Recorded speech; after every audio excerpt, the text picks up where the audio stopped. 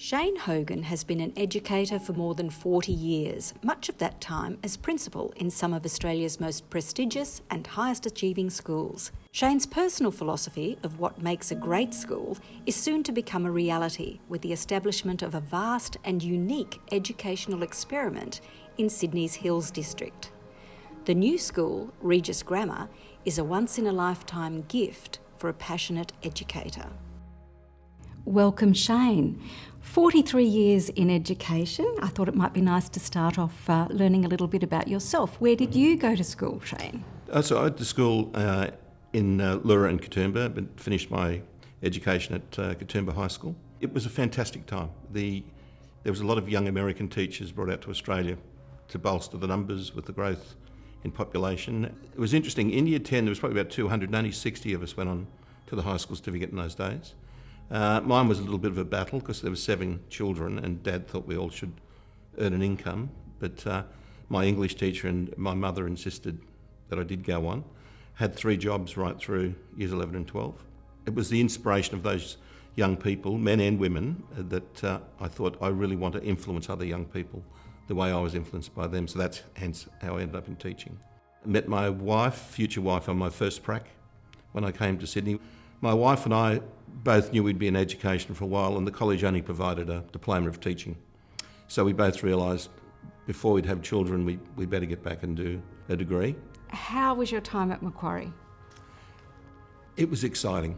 Academically, I felt it improved me as a person. Macquarie was an attraction to be somewhere a little bit different and away from the city. So we both came here not long after we started teaching. Would have been a very new university then too, wasn't it? Very. The buildings we knew. It was very different to the Teachers' College. It was like chalk and cheese. And one of the most important things I learned in the first semester here was the rigour of academia. Now, you spent 22 years at an all-boys school. At St Ignatius. How fabulous was that? One of the things in education, do you go to an academic school, do you go to a sporting school? The Jesuit philosophy is the holistic education, that you can play sport and you can enjoy life and you can fulfil your academic potential.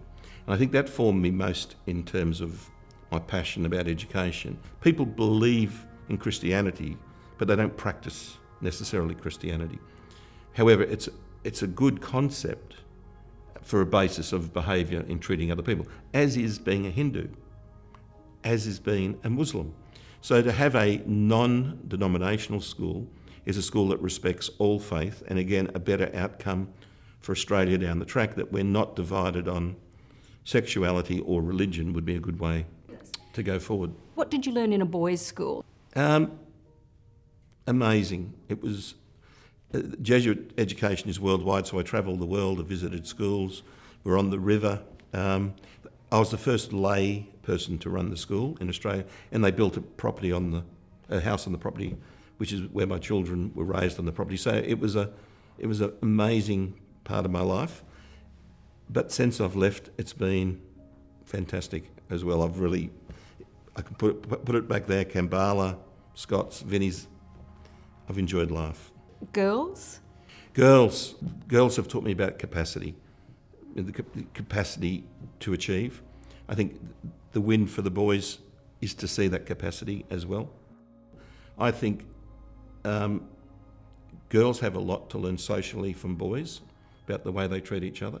And I think boys have a lot to learn from girls, particularly in terms of academia, is pushing themselves a little harder. I think it needs to be single sex at certain times. I think boys between Year 4 and Year 5 through to about Year 8 aren't challenged the same way that girls are. They need to be challenged in a different way.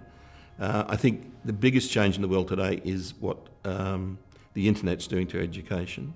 I mean, you have to be better than an entertainer in class to keep them working these days with the amount of distraction that they get. Even in the classroom? The greatest battle in the classroom now is the distraction of Devices. devices.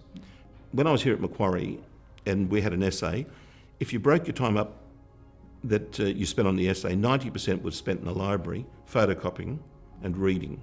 All that knowledge you gained in the library, in researching, I think makes you wiser and a greater depth in your knowledge. Today, Year 2 students can find that question out in a matter of seconds via the internet. So we've saved 90% of the time in writing an assignment, but where did it go? I have no idea where it went. So what are young people doing with that time that's created? And at the moment they're distracted by their device. And I think, particularly in the girls' schools, the amount of intimidation via social media is a massive distraction.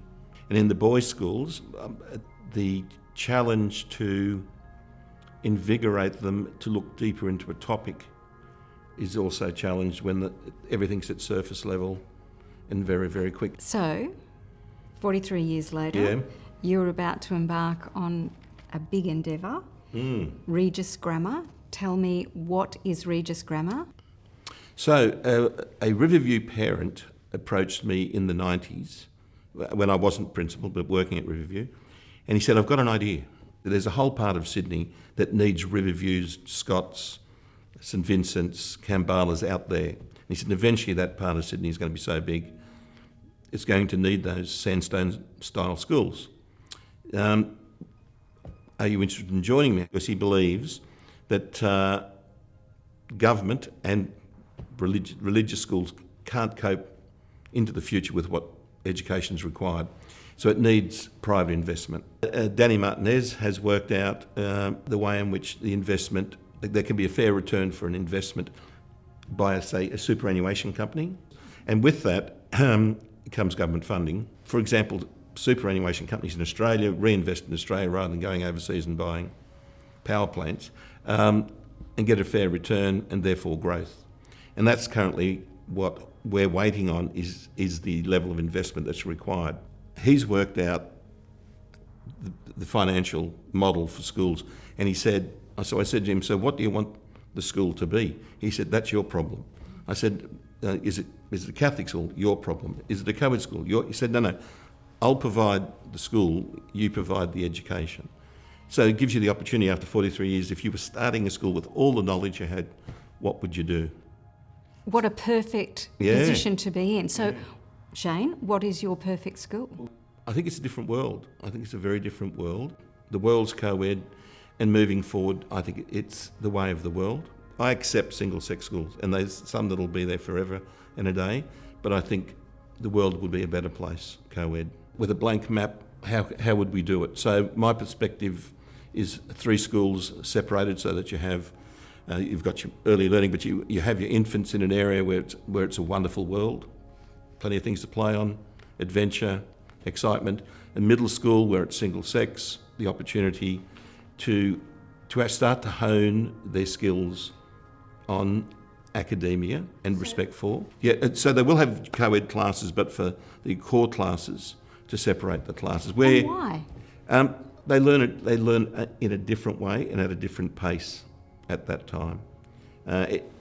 Boys want to move around, want to experiment more, whereas girls are more focused. So I think you can focus the activities, but in the end, I think that notion of coming together, year 8, 9, 10, 11, 12, and respect for each other's learning and learning from each other, I think is an interesting one. What is the crisis in education today? The crisis in education today is, I think, the teaching profession is on its knees. I think every day there's a new thought that people have that should be, all students should know, about something, and they say schools should do it. And in the end, I think too many schools take on far, far too much.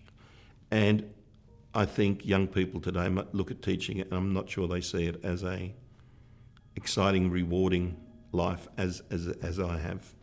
How do we turn that crisis around? You need more principals like myself who are prepared to cut, to protect the staff from that and allow them to focus on their job. And every school I go into, that's the biggest complaint. Let me teach instead of doing all these other things. Regis will be a very good model, delivering a more challenging education. It's 43 years already. It doesn't look like you're thinking of slowing down anytime soon. How much longer are you going to be in the game? I think forever. I don't know that there'll be an occasion where I stop being passionate and interested in education. My role with Regis probably 5 or 10 years ago would be to be the founding principal and run the school. I see my role now as more as an executive principal in appointing principals to those schools. There's plenty left. Fantastic. Thank you so very much for being with us today. Oh, thank you. I've really enjoyed it. Thank you.